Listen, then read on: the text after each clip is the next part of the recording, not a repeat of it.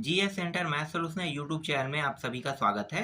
आज से मैं शुरू करने जा रहा हूँ छत्तीसगढ़ का इतिहास। तो चलो देखते हैं छत्तीसगढ़ के इतिहास को। तो देखो, छत्तीसगढ़ के इतिहास को 3 भागों में बांटा गया है। कौन कौन से भाग भाई? तो पहला जो भाग है वो है प्रागैतिहासिक काल, दूसरा भाग है आग ऐतिहासिक काल और तीसरा है ऐतिहासिक काल। ठीक है, तो 3 भागों में बांटा गया है। आज के टॉपिक में आज मैं आप लोगों को बताऊंगा प्रागैतिहासिक काल के बारे में, क्योंकि प्रागैतिहासिक ये ज़्यादा महत्वपूर्ण नहीं है, इसमें कुछ भी नहीं है। ठीक है, इसमें ऐतिहासिक काल में जितने भी राजा महाराजा उसके बारे में पढ़ेंगे। तो अभी आज की इस वीडियो में आज मैं प्रागैतिहासिक काल को आपको पढ़ाने जा रहा हूँ। तो चलो देखते हैं प्रागैतिहासिक काल। तो प्रागैतिहासिक काल को 4 भागों में बांटा गया है। पहला है पूर्व पाषाण काल, दूसरा है मध्य पाषाण काल, तीसरा है उत्तर पाषाण काल और चौथा है नव पाषाण काल। तो सबसे पहले पूर्व पाषाण काल देख लेते हैं। ये जितना भी जानकारी मैं बताऊंगा ये सब छत्तीसगढ़ के बारे में है। ठीक है, इंडियन हिस्ट्री नहीं है। इंडियन हिस्ट्री में आपको इससे अलग जानकारी पढ़ने को मिलेगा और इस वीडियो में आपको सिर्फ छत्तीसगढ़ के जानकारी आपको पढ़ने को मिलेगा, क्योंकि छत्तीसगढ़ के टॉपिक है तो छत्तीसगढ़ का ही टॉपिक पढ़ेंगे। तो पूर्व पाषाण काल में सबसे पहले देख लेते हैं। तो देखो, पूर्व पाषाण काल में क्या क्या पाया है। तो पूर्व पाषाण काल में सिर्फ एक कुदाल पाया है। ये हाथ से पकड़ने वाला कुदाल है। देखो यहाँ पे आप देख सकते हो, यहाँ पे इस तरह से। तो ये ऊपर में जो आपको दिखाई दे रहा है ये हाथ से पकड़ने के लिए, ठीक है। और यहाँ पे इस तरह से आकृति। तो कुदाल जो है, जमीन से अगर मिट्टी खोदना है तो कैसे खोदेगा? कुदाल के माध्यम से, हाथ से तो नहीं खोद सकता। तो ये जो है ना, ये पत्थर के क्या है, कुदाल की आकृति है।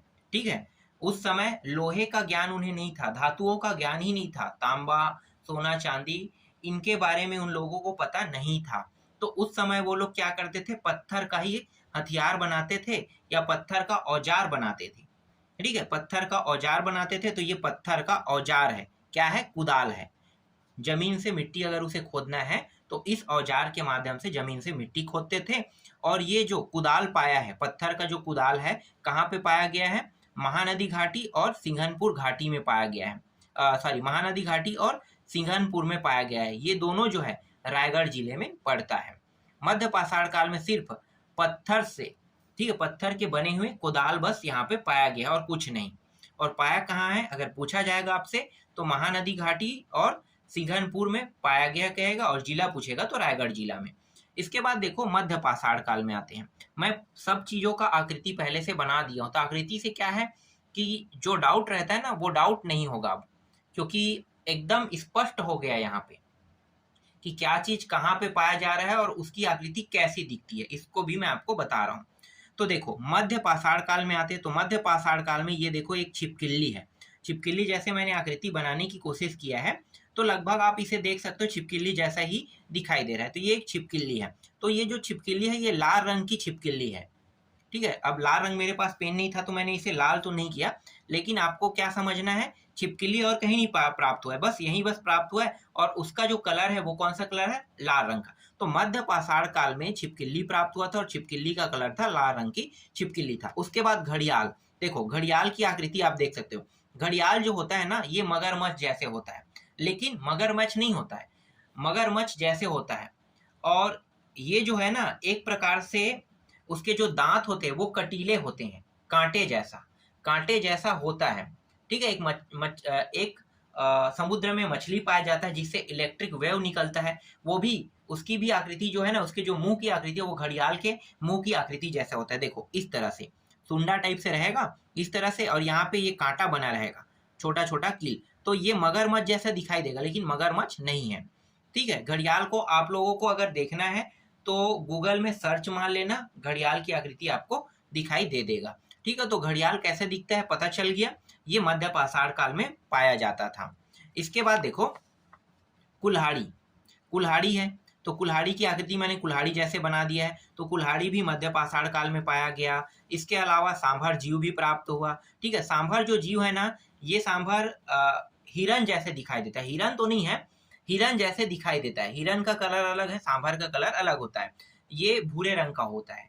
ठीक है, भूरे रंग जैसा दिखाई दे, भूरे रंग का होता है। तो सांभर जीव भी यहाँ से प्राप्त हुआ था मध्य पाषाण काल में। ठीक है, इसके बाद देखो ये सब अवशेष है ना, ऐसा नहीं है कि ये जीव ही वहां से प्राप्त हो, क्योंकि भाई आज के जमाने में हम खुदाई कर रहे हैं तो आज के जमाने में वो जीव तो जिंदा नहीं रहेगा, वो सब नीचे में क्या दफन हो गए, तो उनके अवशेष प्राप्त हुए हैं। जहां पे वो मरा है या जहां पे उसे दफनाया जाता है, मान लो मरा ही है, तो उस जगह क्या होता है, उस जगह ऊपर से आके मिट्टी जो है उसे ढक दिया या कोई चीज आके उसे ढक दिया, तो वहां पे उसकी आकृति जैसा छाप छूट जाता है। तो वही छापों के बारे में यहाँ पे बता रहे हैं। ठीक है, जितने जीव है वैसी होगा। अब जो धातु है, पत्थर है, वो तो कुछ नहीं होगा, वो जैसा है वैसा प्राप्त होगा। समझ में आ गया? तो जो जीव है ना, वो सांभर जीव, इसकी आकृति प्राप्त हुआ था नीचे जमीन में, मतलब अवशेष प्राप्त हुआ था। इसी तरह से लंबे फलक औजार, इस तरह से एक फलक, ठीक है, ये पत्थर का है, कहा तो नहीं गया किसका, लेकिन पत्थर उस समय प्राप्त होता था तो पत्थर से ही बनाते थे औजार। तो पत्थर, लंबे फलक मतलब यहाँ पे पूरे फलक मतलब क्या है, किनारे पे धार होना। ठीक है, तो इसके एक किनारे पे पूरे धार होते थे, तो लंबे फलक औजार कहते हैं। और इसके बाद देखो यहाँ पे और चीज क्या प्राप्त होता है, अर्ध चंद्राकार लघु पाषाण औजार, ये अर्ध चंद्राकार है। ठीक है, अर्ध चंद्राकार वाले आप लोगों को पता नहीं होगा तो मैं बता देता हूँ। ऐसी आकृति आप लोगों ने कहाँ देखा है, कई पिक्चरों में आप लोगों ने देखा होगा कि एक हाथ से फेंकने वाला औजार आता था, जिसे दूर फेंकते थे तो फिर वापस अपने पास वापस आ जाता था, तो वही औजार है मान लो। ठीक है, तो उसी औजार को यहाँ पे अर्धचंद्राकार लघु पाषाण औजार नाम दिया है। और ये जो जितने भी चीज अभी मैंने बताया ना, लाल रंग की छिपकली, घड़ियाल, कुल्हाड़ी, सांभर जीव, लंबे फलक औजार और अर्धचंद्राकार लघु पाषाण औजार, ये सभी के सभी कबरा पहाड़ में पाया गया है। ठीक है, कबरा पहाड़, और ये किस जिले में पड़ता है, रायगढ़ जिले में पड़ता है। तो मध्य पाषाण के जितने भी अवशेष है वो सब के सब कहाँ प्राप्त हुआ है, कबरा पहाड़ में प्राप्त हुआ है। इसके बाद आ जाते हैं उत्तर पाषाण। उत्तर पाषाण काल में सिर्फ आकृतियां ही प्राप्त हुई है, दीवालों में आकृति जो बनी हुई मिलती है ना, वही आकृति प्राप्त हुआ है। तो उत्तर पाषाण काल में सिर्फ चित्र प्राप्त हुआ है, औजार का चित्र और मानव का चित्र प्राप्त हुआ है। तो ये मानव चित्र है जो दीवार में बना हुआ था, और औजार का चित्र, बहुत सारे औजार इस तरह से यहाँ पे दिखाई दे रहा होगा, ये सब पत्थर के औजार हैं। तो ये सब औजारों के चित्र आपको उत्तर पाषाण काल में जो चित्र देखने को मिलेगा, वो सिर्फ क्या देखने को मिलेगा, औजारों का चित्र और मानव का चित्र, बस यहाँ पे इतना ही पाया गया है। अब ये कहाँ कहाँ पाया गया है, तो देखो महानदी घाटी रायगढ़ जिले में है, धनपुर बिलासपुर जिला में है, सिंघनपुर रायगढ़ जिले में। तो इन जगहों पे मानव की आकृति और औजार की आकृति पाया गया है। इसके बाद देखो नवपाषाण काल में आते हैं। नवपाषाण काल में छिद्रित धन औजार। अब ये छिद्रित धन औजार क्या है मुझे तो पता नहीं है, तो मैंने क्या किया है कि एक मनुष्य को औजार को इस तरह से, देखो मनुष्य है ये, इसको औजार को इस तरह से हाथ में रख कर, ठीक है, इसे हाथ में रखे हुए मनुष्य की आकृति, मुझे ऐसा ही लगा कि ये मनुष्य की आकृति होगा जो हाथों में औजार लिए है, तो उसे लगभग कहा जाता है छिद्रित धन औजार। ठीक है, ये मेरा मानना है, स्पष्टीकरण मैं नहीं कर रहा हूँ, मुझे भी पता नहीं है कि ये छिद्रित धन औजार क्या है। तो लगभग मैंने छिद्रित धन औजार को इस तरह से यहाँ पे आप लोगों को दिखा रहा हूँ। ठीक है, यहाँ पे ये कोई आकृति नहीं है, ठीक है, आकृति नहीं है, छिद्रित धन औजार। तो छिद्रित धन औजार को आप देख सकते हो इस तरह से हो सकता है, मेरे कहने का मतलब है सिर्फ ये ऐसा हो सकता है, मेरा अंदाजा है, मैं इसे स्पष्ट नहीं कर रहा हूँ। तो बस आपको याद क्या करना है कि नवपाषाण काल में छिद्रित धन औजार है, याद रखने के लिए इसे आप इसका उपयोग कर सकते हो। ठीक है, देखो कहाँ कहाँ प्राप्त हुआ है, अर्जुनी दुर्ग में, चितवा डोंगरी राजनांदगांव जिले में पड़ता है, टेराम पड़ता है रायगढ़ जिले में। तो इन जगहों पे छिद्रित धन औजार के अवशेष मिले हैं। ठीक है, आगे देखते हैं। इसके अलावा ये जो चार है ना, प्रागैतिहासिक काल में जो 4 भागों में बांटा गया, इसके अलावा कुछ और भागों में इसे और बांटा गया है, इसके बारे में भी देख लेते हैं। ठीक है, वो 4 जो है मुख्य है। इसके अलावा यहाँ पे देखो, एक है पाषाण घेरे, एक है शैल चित्र और एक है लौह युगीन पाषाण स्तंभ। तो यहाँ पे देखो, सबसे पहले हम देखते हैं पाषाण घेरे। तो पाषाण घेरे में क्या होता था, गड्ढा खोदते थे इस तरह से, और गड्ढे में शवों को दफना दिया जाता था, और शवों को दफनाने के बाद बड़ा जो पत्थर है ना, उसको उससे ये ढक देते थे। तो शवों को दफनाकर बड़े पत्थरों से ढक दिया जाता था। तो ये जो अवशेष जो प्राप्त हुआ है, कहाँ कहाँ प्राप्त हुआ है बाद में मैं बताऊंगा, पहले इसको भी देख लेते हैं। ठीक है, देखो 500 स्मारक कुछ इस प्रकार से होता है। यहाँ पे एक खंभे जैसी आकृति होगा और इसमें कुछ लिखा रहेगा। तो इसी तरह से 500 स्मारक प्राप्त हुआ है और इसकी खोज किसने किया है? खोज किया है काम्बले व मिश्र ने किया है। 500 स्मारकों की खोज किसने किया है? काम्बले व मिश्र। याद रहेगा।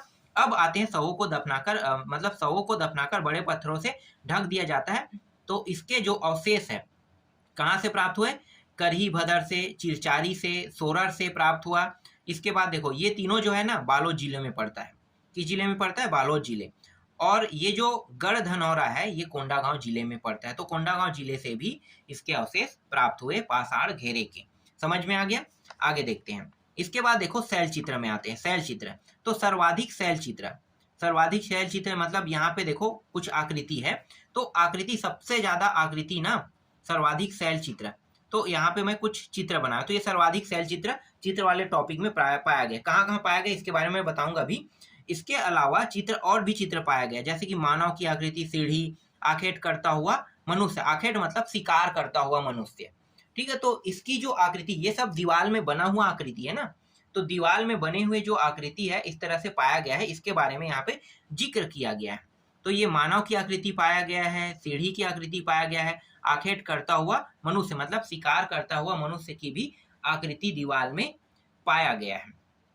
और ये सभी के सभी दीवार में जो आकृति पाया गया कहाँ से पाया गया? रायगढ़ से, कबरा पहाड़ से, सिंघनपुर से।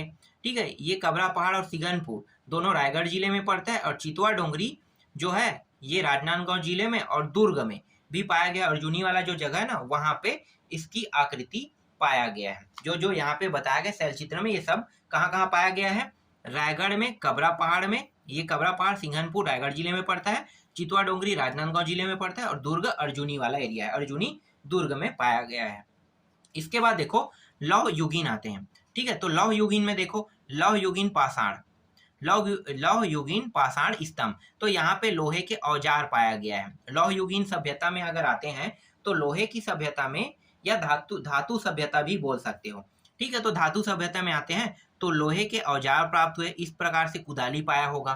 ठीक है। लोहे के औजार मतलब लोहे से जो भी औजार बन सकता है, हो सकता है कुदाली बना होगा। क्लियर स्पष्ट नहीं बता रहा है कि औजार क्या है, लेकिन लोहे के औजार। तो मैं यहाँ पे कुदाली को लेकर आ गया हूँ।